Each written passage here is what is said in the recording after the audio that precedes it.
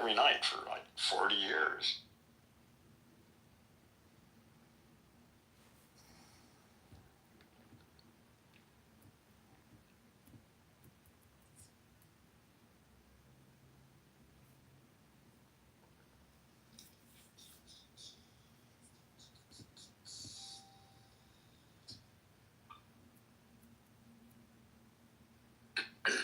Yeah, I was going to go into neuroplasticity, I think, and the hopes of the placebo effect and how it's a documented thing where you can convince yourself of outcome and it actually happens within the body. Yeah, but we're only beginning to learn about how the universe works, you know. We got a lot of silly ideas that we've inherited from our ancestors, and some few good ones that worked, but I think we're going to see some big changes in all sorts of stuff. I think we're at a turning point in Earth's history. I think the next 10, 20 years, we're going to see an entirely new civilization emerge. And not a moment too soon. Yeah, it's. I just made the note earlier. Well, it's a concept that I've played with, but it's like we're anatomically, cavemen still biologically. Yeah, we're monkeys. Yeah. 300 years ago, we were living in the woods and hunting, and I mean, sure, we were somewhat civilized. No, listen, we are language monkeys. But we haven't adapted to having technology like this, and I feel like it could be a detriment to our health, Well, we need to now the problem is sort of like everybody's still operating on MS-DOS instead of some modern operating system. The language we've got in our head is 200,000 years old. We've been run by the voice in our head for the last 200,000 years, and it worked okay. It worked well up until the last 100 years or so. It's clear now that it's dysfunctional, and we need to upgrade our thinking system. It's really quite simple. That's it. And that's the new species. We look just like the old species. We're interbreedable with them, but the language functioning is so significantly different as to constitute, I would say, a new species.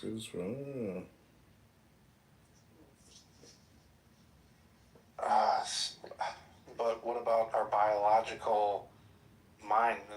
Like Elon said himself, it's like our thumbs are the only way we can communicate with our computers, and we need to upgrade that by 10x so we can somewhat be on par with, because we move so slow. We're only biology. Yeah, listen, we're one kind of intelligence. Silicon intelligence is here now and is going to change everything. Carbon intelligence is very good, but silicon intelligence is better.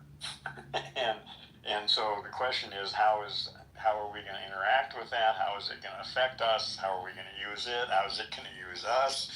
What the hell's going to happen? But it's all going to happen in the next 10, 20 years. And we evolve at the rate of what? 10,000, 20,000? No. It's not about evolution. No, we can change overnight. You can be born again. That's what I say. The domain of language is not subject to biology. When I say biology, I mean we can look at humans' eyesight now. There's a lot of ailments that people have from staring at screens, and we're just not meant to be staring. No, there's nothing wrong with staring at screens as long as you have a reasonable screen. There haven't been any good screens until the last 10 years. If you don't have a screen resolution of 220 pixels per inch or better, then if you go blind, fuck you. Get a screen that isn't going to destroy your eyes. Those old screens do, and most of the screens you see in businesses are 125 pixels per inch. Everybody who's using those and reading is destroying their eyes. but you have a good screen, like what's on your phone or an iPad or a Retina display, then it's better than reading on paper, actually. So you're right. I mean, you're right. Up until recently, screens have been So yeah, I think people, they're very different. But, Why would you be? So my follow-up question. I don't know if you're aware of this. You should be aware of this, but you may not, or it may not come up in your purview of memory. Are you aware that the Likud party of today was actually ran by members of what was called back then the CERN gang that was absorbed into the political and military fabric of Israel? Yes, of course I'm familiar. So would it be right for them, whether they exist today or they existed back then, to be a part of the military and political fabric of the nation, given their history? Absolutely it would.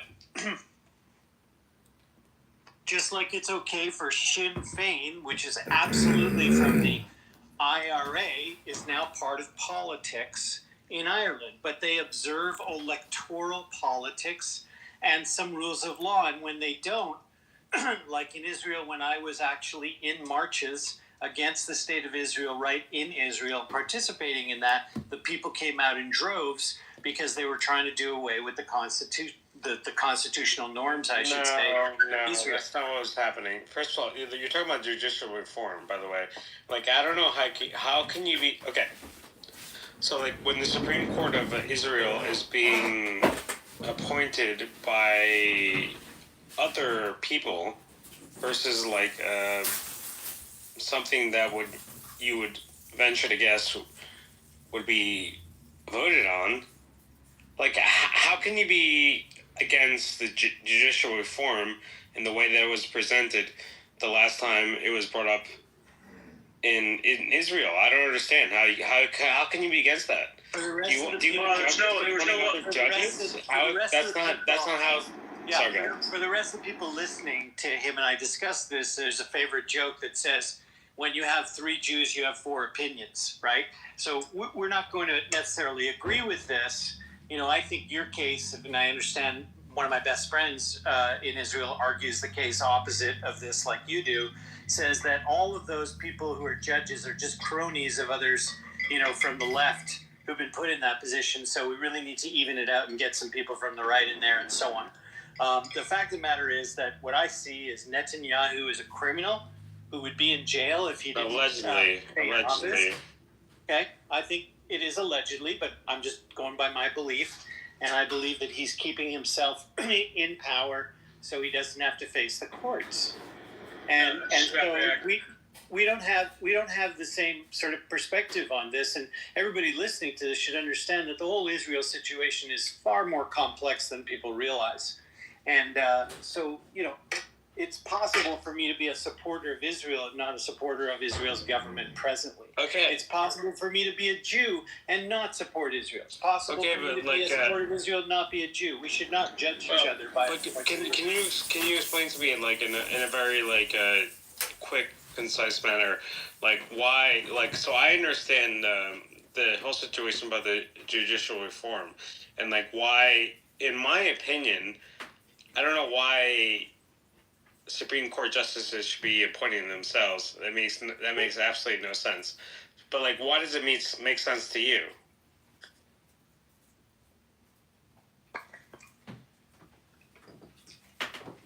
I would not characterize this as judges appointing themselves in Israel. I don't think that's what happens. It's a committee that just does that. But is it working in its current setup to protect the rights of minorities and those who think differently than the far right, and those who would love to see Israel remade as a theocratic state? Is it working? Is it keeping the checks and balances in place? And if you don't have something to replace it, what do you have in Israel? You don't have a way to check the right's power. And I think ultimately that's why the people went out and marched in droves. And these are the ones, again, I respect hey, whatever, we're part of them now. Yeah, so to speak. But whenever they want it to be known that we're not part of them, then suddenly we're not part of them. So it's you're part of them when they feel like it, and not their own supply. They were trying to supply the Americans in America that want the damn fentanyl, the cocaine, whatever area you want to look at. They are anymore. It's the Gulf of America. It's true. No, it's still the Gulf of Mexico. Yeah.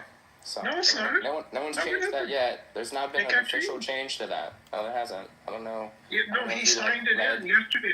He signed it. Yesterday? He signed it. Yes. Okay, yes, he signed it. Okay.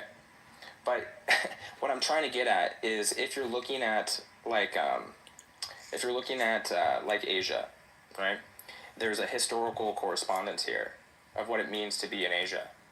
So if you change it to what it means to be in the United States, I'm just asking you if it's true that you're in the United States. Okay. Sorry. I don't know. I didn't approach men, so I don't know. I would say don't do it. If I was her, I would have. You'll binge on those 2 books.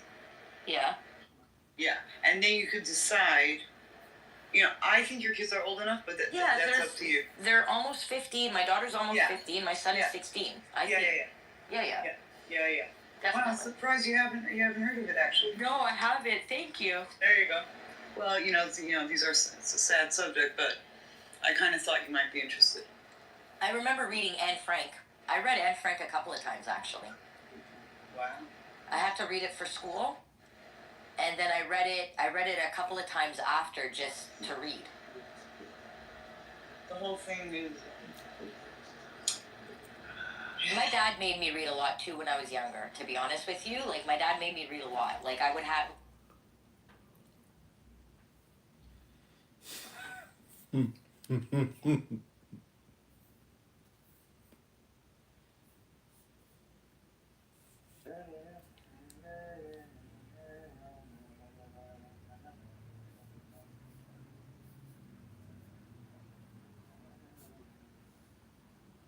I believe I know what I'm talking about.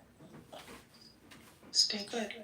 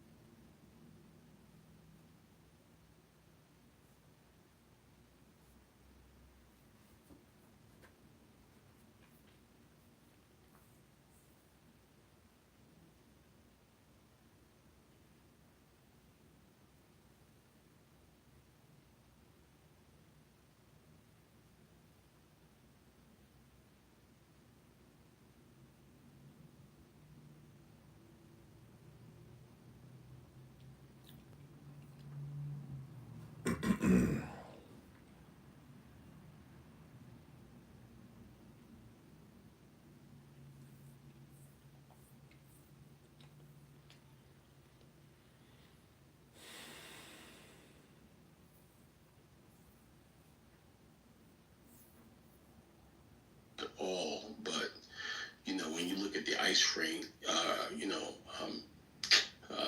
targets, more often than not, these people look brown. You don't see them going to places like Northeast Philly and like. Say it again. Only the illegal ones in Maine. No, not really. I didn't meet you either. But yeah, no, not really though, because like when you for instance in Philadelphia, you could go to Northeast Philadelphia.